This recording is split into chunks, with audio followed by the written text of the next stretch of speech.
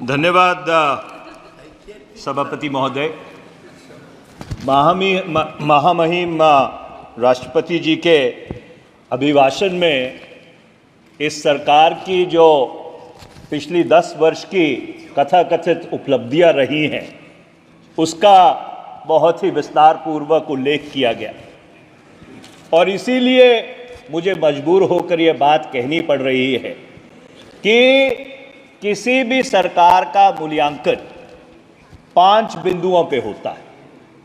सबसे पहला राष्ट्रीय सुरक्षा, दूसरा आर्थिक विकास, तीसरा संस्थाओं की स्वायत्तता, चौथा अंतर्राष्ट्रीय रिश्ते या कूटनीति और पांचवा सांप्रदायिक सौहार्द।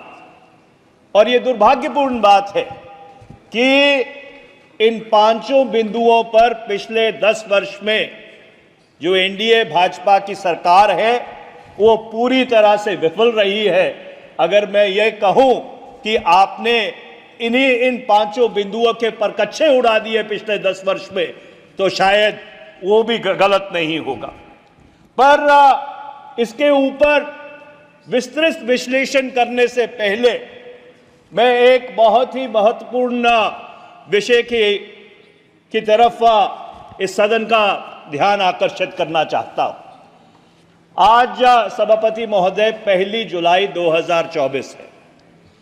कल रात 12 बजे से इस देश में फौजदारी के कानूनों की एक नई प्रक्रिया लागू की गई और ये जो प्रक्रिया है ये कोई सिर्फ नॉर्थ ब्लॉक में क्रियान्वित नहीं की जाएगी।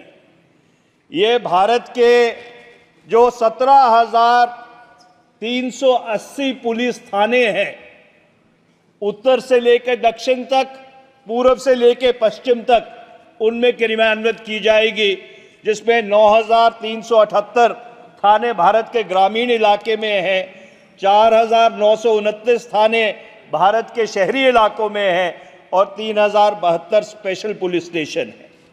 और मुझे ये कहते बहुत ही संकोच भी हो रहा है और ये दुर्भाग्यपूर्ण बात है कि ये जो फौजदारी की कानून प्रक्रिया कल रात से लागू की गई है ये इस देश में पुलिस राज की नींव रखने का काम करेगी। और मैं ये बात इसलिए कह रहा हूं कि आपने इस देश में फौजदारी के कानून की 2 समानांतर प्रक्रियाएं बना दी हैं। एक प्रक्रिया कि 30 जून 2024 12 बजे से पहले जो मामले दर्ज किए गए थे जो अदालतों के सामने हैं वो तो पुराने कानूनों के तहत उनके ऊपर फैसला किया जाएगा और 1 जुलाई 2024 या 30 जून 2024 रात 12:01 के बाद जो मामले दर्ज किए गए हैं या किए जाएंगे और जो मामले अदालतों के सामने जाएंगे वो ये नई जो आपने प्रक्रिया बनाई है उसके तहत उनका फैसला होगा। सभापति महोदय, आप खुद पेशे से वकील हैं, आप इस बात को जानते हैं कि भारत की जो न्यायपालिका है उसमें 3.4 करोड़ मामले लंबित हैं और ये जो और उनमें से अधिकतर मामले फौजदारी से जुड़े हुए हैं, क्रिमिनल केसेस हैं। ये जो नई प्रक्रिया लागू की गई है इससे बहुत बड़ा कंफ्यूजन, एक बहुत बड़ा संकट भारत की न्यायपालिका में आने वाला है और इसलिए मैं ये बहुत विनम्रता से कहना चाहता हूं कि ये तीनों कानून उस समय पारित किए गए जब इस संसद से, इस सदन से और जो दूसरा सदन है राज्यसभा उससे 146 सांसदों को लंबित किया गया। तो इसलिए ये जो कानून है ये इस सदन के या राज्यसभा की जो कलेक्टिव विजडम है उस कलेक्टिव विजडम को रिफ्लेक्ट नहीं करते और इनमें बहुत बड़ी खामियां हैं और मैं कुछ खामियों का उल्लेख करना चाहता हूं, क्योंकि ऐसा नहीं है कि ये कानून सिर्फ बीजेपी शासित राज्यों में क्रियान्वित किए जाएंगे, ये पूरे देश में क्रियान्वित किए जाएंगे और इसका नकारात्मक प्रभाव इस देश की 140 करोड़ जनता पे पड़ने वाला है। सभापति महोदय, उच्चतम न्यायालय ने फैसला दिया था कि कोई भी अगर पुलिस थाने में जाता है तो उसकी एफआईआर दर्ज होगी।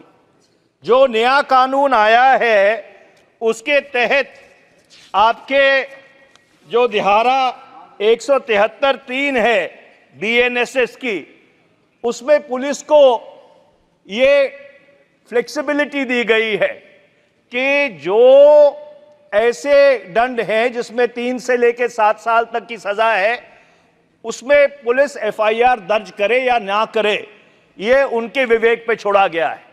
इसका परिणाम क्या होगा? इसका परिणाम यह होगा, जो वंचित है, जो शोषित है, जो दबा हुआ है, जो समाज के कमजोर वर्गों से आता है, उनके पुलिस थानों में एफआईआर नहीं दर्ज होंगे। मैं दूसरे प्रावधान पे आता हूं। इस देश का जो कानून है, जो क्रिमिनल जूरिस्प्रूडेंस है, वो ये कहती है बेल एंड नो जेल। पर जो कानून आप लेके आए हैं, जो सरकार लेके आई है, वो एक चीज बिल्कुल सुनिश्चित कर देती है कि जो व्यक्ति गिरफ्तार हो गया उसकी 60 से लेकर 90 दिन तक जमानत हो ही नहीं सकती, चाहे वो जो जमानत का ट्रिपल टेस्ट है उसको क्यों ना पास करता हो, क्योंकि जो जांच अधिकारी है वो 60 से लेकर 90 दिन तक कभी भी आपकी पुलिस कस्टडी मांग सकता है। तो इसलिए आपने जो सिविल लिबर्टीज हैं उसके ऊपर इतना बड़ा आक्रमण किया है कि कोई भी व्यक्ति अगर गिरफ्तार हो गया तो 60 से लेकर 90 दिन तक ये तो भूल जाए कि उसकी जमानत भी होगी। इसके साथ साथ सभापति महोदय, 1973 में उच्चतम न्यायालय ने यह कहा था 2 फैसलों में कि जो अभियुक्त है उसको जब अदालत में लाया जाएगा उसकी हथकड़ियां नहीं लगेंगी। वो इसलिए क्योंकि जब साम्राज्यवादी सरकार थी उस समय लोगों को बेइज्जत करने के लिए, जलील करने के लिए उनको हथकड़ियां लगाकर अदालतों में लाया जाता था। आपने इस कानून के माध्यम से एक तरफ तो आप ये कह रहे हो कि हम वो साम्राज्यवादी कानून खत्म करना चाहते हैं और दूसरी तरफ आपने हथकड़ियां वापस ले आए हो। जो धारा 43(3) है बीएनएसएस की, उसके तहत आप हथकड़ियां वापस ले आए हो। ये किस तरह के कानून आप इस देश के लिए आपने बनाए हैं? उसके साथ साथ जो सेडिशन का, राजद्रोह का कानून है 124 से आईपीसी, उच्चतम न्यायालय ने उसके ऊपर रोक लगा दी थी। महात्मा गांधी ने यह कहा था कि this is among the Prince of the political sections of the IPC, और आपने क्या किया? वो राजद्रोह का कानून आप पिछले दरवाजे से फिर वापस लेके आ गए। तो एक तरफ तो आपने जाके उच्चतम न्यायालय में यह कहा कि हम सेडेशन के तहत कोई मामला देश में दर्ज नहीं करेंगे, और वो मामला उच्चतम न्यायालय में लंबित है और आपने नए कानून लाकर वो फिर राजद्रोह पिछले दरवाजे से आप वापस ले आए। तो मेरा ये कहना है, क्योंकि बाकी बिंदु भी है जिनके ऊपर मेरे को वापस आना है, मेरा यह कहना है सदन से कि इन तीनों कानूनों पे तुरंत रोक लगाई जाए। इन तीनों कानूनों को दोबारा से इस सदन के समक्ष रखा जाए, उसको ज्वाइंट पार्लियामेंट्री कमेटी को, संयुक्त संसदीय समिति को भेजा जाए, उनकी दोबारा से समीक्षा हो। नहीं तो आज मैं बहुत जिम्मेवारी से यह बात कह रहा हूं कि जो काम सरकार ने किया है उससे इस देश में पुलिस राज की नींव रखी जा रही है। अब मैं राष्ट्रीय सुरक्षा पे आता हूं। सभापति महोदय, ये दुर्भाग्यपूर्ण बात है कि पिछले 4 वर्ष से चीन हमारी सरजमीन में घुसा हुआ है और ये बात मैं नहीं कह रहा, सरकार के अपने अधिकारी लिखित में एक पेपर प्रेजेंट किया गया था डीजीपी आईजीपी की कॉन्फ्रेंस को जनवरी 2023 में, और उसमें एक वरिष्ठ पुलिस अधिकारी ने यह बात कही थी कि कोराकोरम पास से लेकर चुमर तक 65 पेट्रोलिंग पॉइंट्स हैं। उन 65 पेट्रोलिंग पॉइंट्स में से 26 पेट्रोलिंग पॉइंट्स ऐसे हैं जहां पे भारतीय सुरक्षा कर्मी दल, इंडियन सिक्योरिटी फोर्सेस नहीं जा पा रही हैं। और यह बात मैं पहली बार इस सदन में नहीं कह रहा। जब हम मणिपुर के ऊपर अविश्वास प्रस्ताव लेके आए थे, हमारे साथी, हमारे सहयोगी गौरव गोगोई जी ने वो प्रस्ताव रखा था, उस बहस में भी मैंने ये बात कही थी कि सरकार की तरफ से ये स्पष्टीकरण आना चाहिए कि भारत की कितनी सरजमीन के ऊपर चीन ने पिछले 4 वर्ष से कब्जा कर रखा है, और ये सरकार वो भारत की सरजमीन कब खाली करवाकर भारत के पास वापस लेके आएगी। मैं उम्मीद करूंगा कि पिछली बारी तो सरकार की तरफ से अविश्वास प्रस्ताव में कोई जवाब नहीं आया था।